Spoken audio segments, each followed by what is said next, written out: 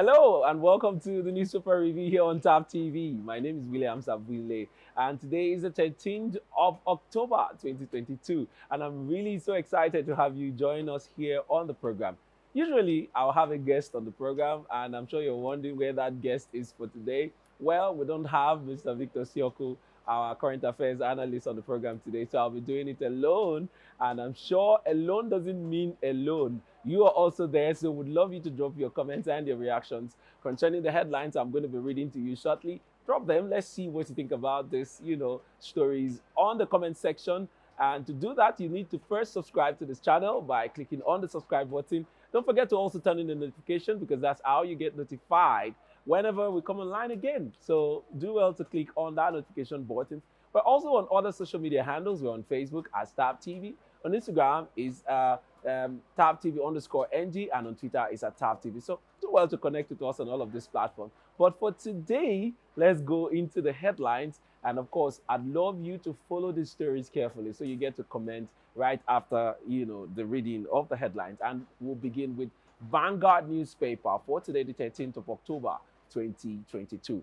And on Vanguard, as the headline there, we see from the top part, it says, Atiku Okowa, I'll end Nigerians' anguish, pains, PCC. That story is on page 8 of the Vanguard. We also see National Award depicts recovery progress for Isekiri people.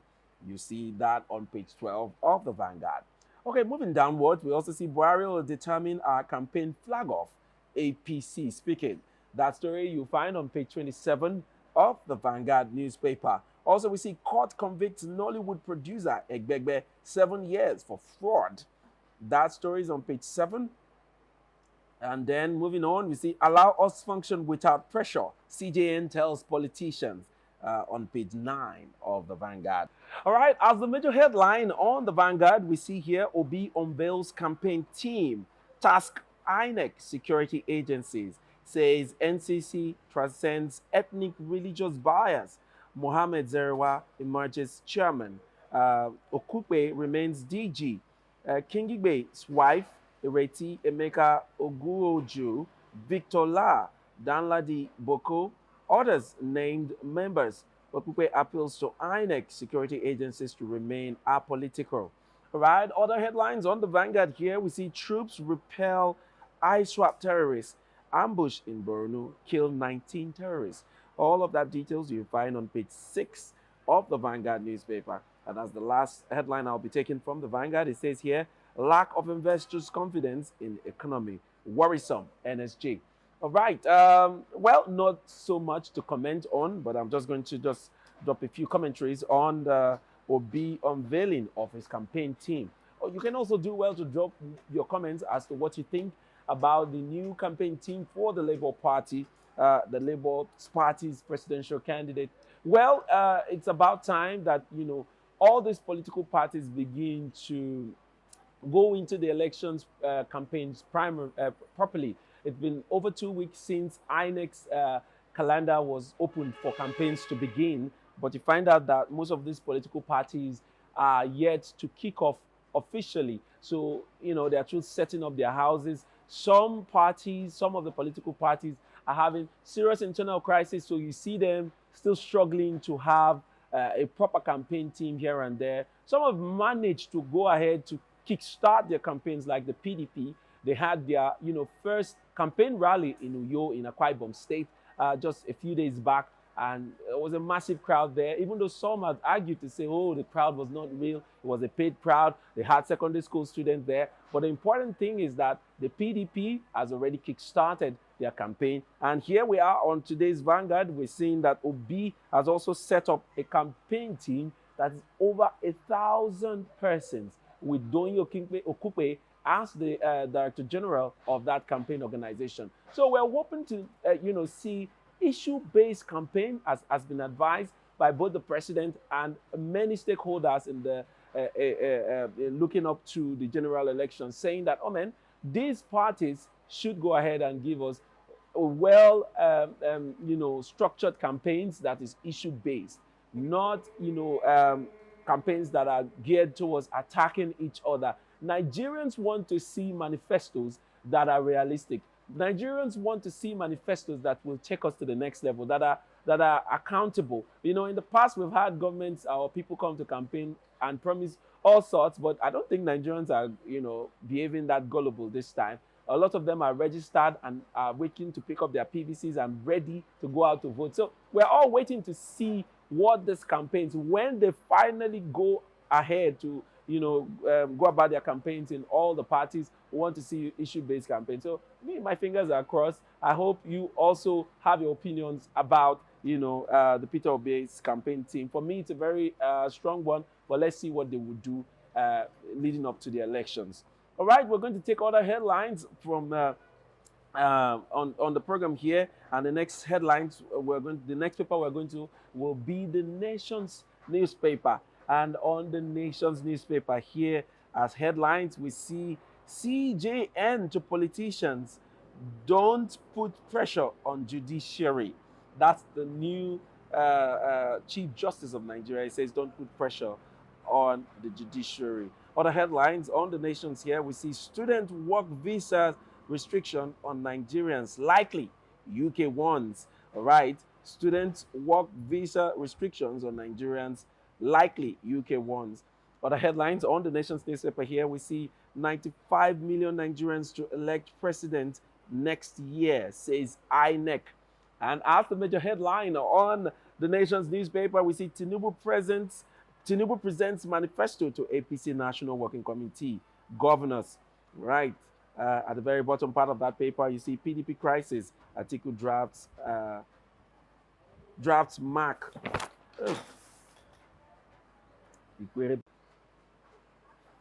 All right, moving on to our next paper. Let's see what is on the Nation's newspaper for today, the 13th of October 2022. And on that paper, we see at the very top, it says, CJN to politicians: don't put pressure on judiciary. Don't put pressure on judiciary. That's what the newly appointed Chief Justice of Nigeria is saying to politicians. Don't put pressure on the judiciary. We also see here, student work visas restriction on Nigerians likely, UK warns. Student work visa restrictions on Nigerians likely, UK warns. Other headlines on the Nation's newspaper, we see here 95 million Nigerians to elect president next year, says INEC. 95 million Nigerians. So, I hope you are one amongst those 95 Nigerians, because the very, very critical thing we must do to move our nation forward. All right, moving on to the major headline on the Nation's newspaper. It says Tinubu presents manifesto to APC National Working Committee governors. All right. Other headlines here on the Nations. It says PDP crisis.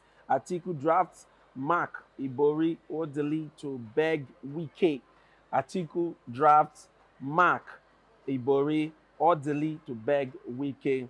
Very interesting story there, but do well to pick up a copy of the Nation's newspaper to get full details of that story. Very interesting stories here on the Nation. So let me just start with one. Let me start with the PDP story. It says PDP crisis. Atiku drafts Mark Ibori orderly to beg Wike. Seriously.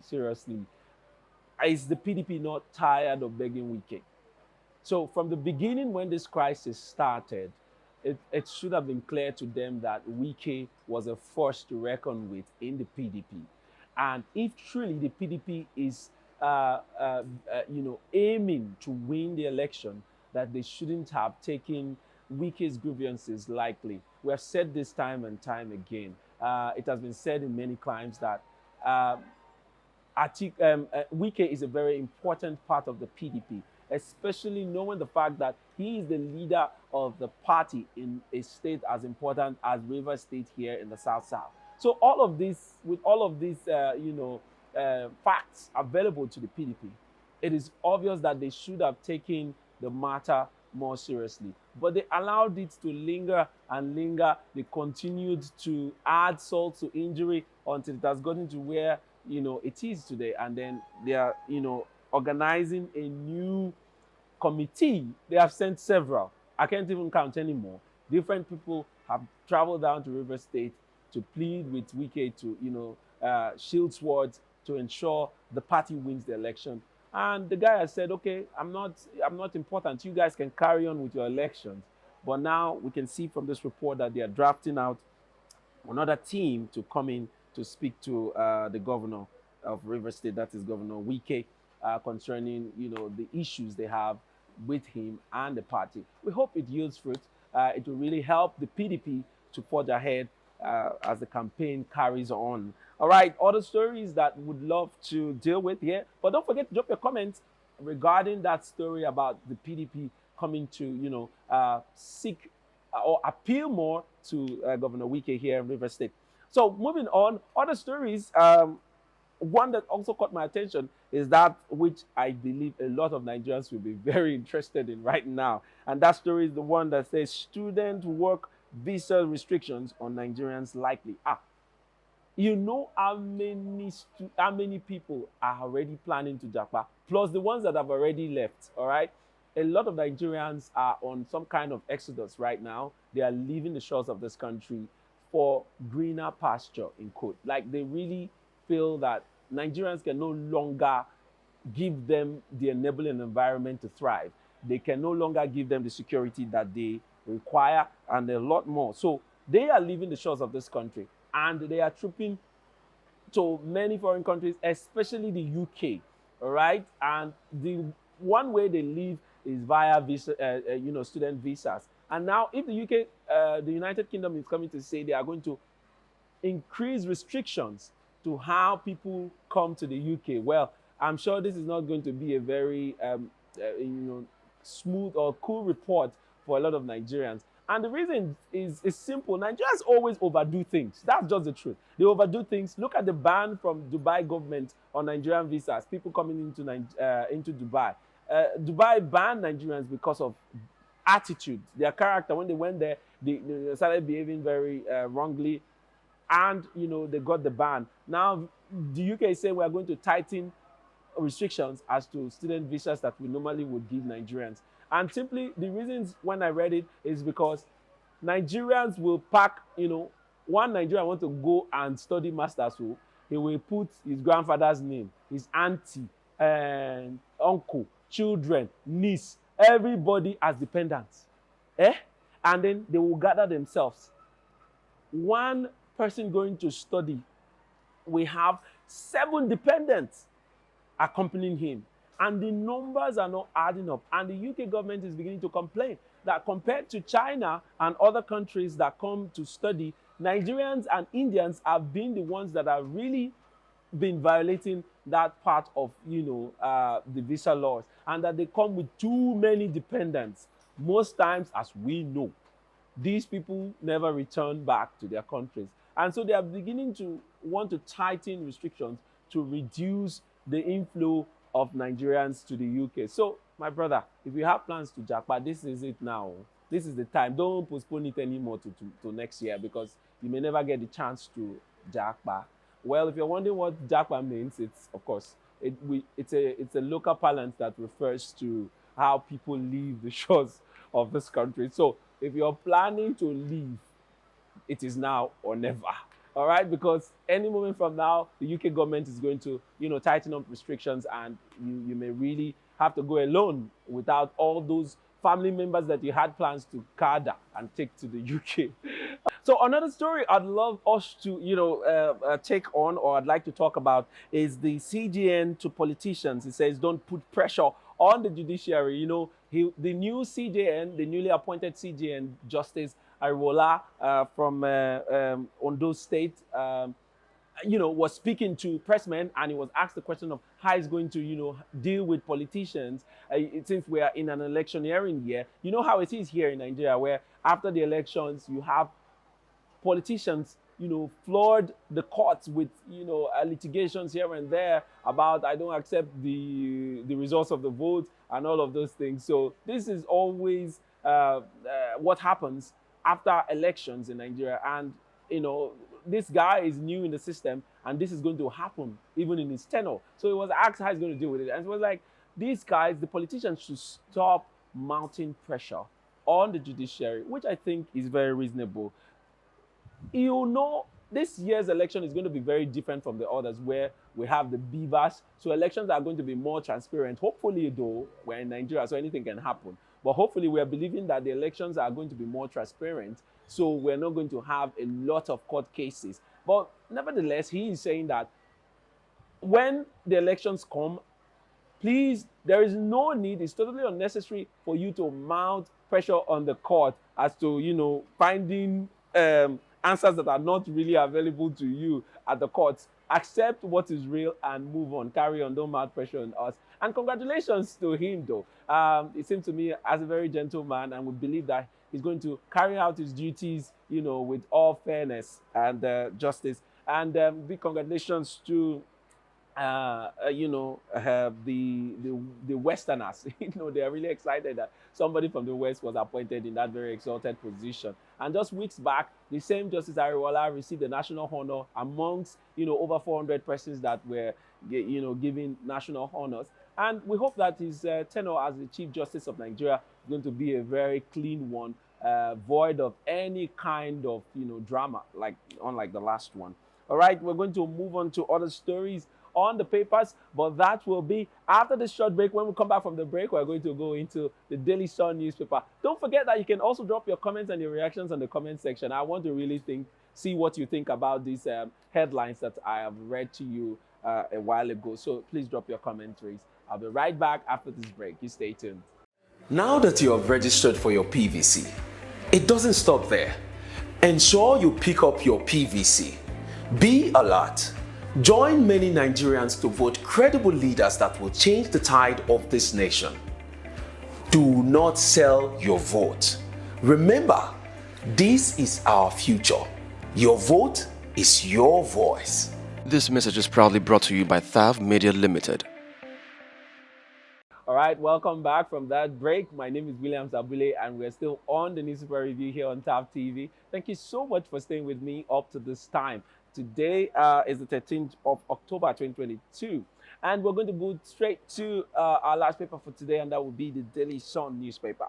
And on the Daily Sun, from the top part there, it says, Obi appoints Oshutokun, Ameche, Dahiru, Anyanwu, Agbaso, 1,229 others into campaign cancel. Right, that detail is on page 27 of the Daily Sun newspaper. Other stories here on the Daily Sun, it says, allow judiciary function, new CJN tells politicians.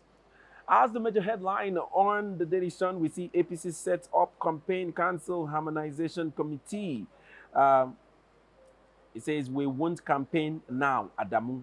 Well, if you need to understand what that means, all right, go to the Daily Sun paper on page 6. That's where you will get the detail. Other stories here, we see PDP adjusts campaign timetable to restart state rallies Monday. And details is on page 27 of the Daily Sun. Other stories here on the Daily Sun, we see flood kills family of 6 as bridge. I'll take that again. It says flood kills family of 6 as bridge connecting towns collapse in Anambra. You also see here, Soludo imposes 100,000 naira levy on burial posters, orders in Anambra. All right, details is on page 27 of the Daily Sun newspaper. Well, for me, the most catching headline here is that of the flood. Well, the flood of this year, 2022, is really ravaging parts of the country. And if you've seen videos and pictures of, these affected areas, you will really be worried about family and relatives that are in these areas.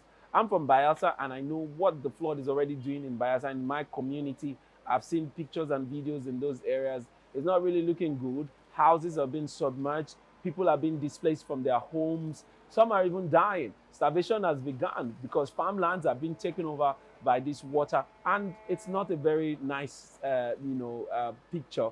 And for my state, Bayelsa, I don't know what the government has started doing, but in River State here, I could tell you that the state governor, in person of Barrister Iyesom Wike, has doled out 1 billion naira already as an intervention sum to those areas that are affected.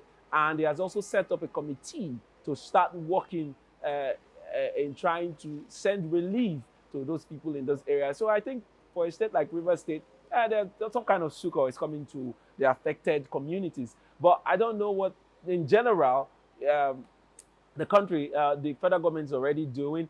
And, you know, NIMET has already also put out warnings saying that there will be more flood, there will be more water. So that already should send a message to the federal government that they need to really up their game. Because, I mean, look at the pictures coming in from Lokoja. Highways are being blocked, I mean, submerged in water. So transportation is now at the peak of difficulty. People cannot really move from one end to the other. People are stranded on the road. Hunger, farmlands. You know, the other day I was reading on the news where you know we got the story of somebody losing hundreds of dollars in his rice farm. So you see, it's not a thing to smile about. Plus the fact that lives have been lost every day. So federal government needs to heed to the warnings and be more proactive rather than wait for this thing to take over these areas, and then, you know, and the cries and all of that, cries for help is getting too loud.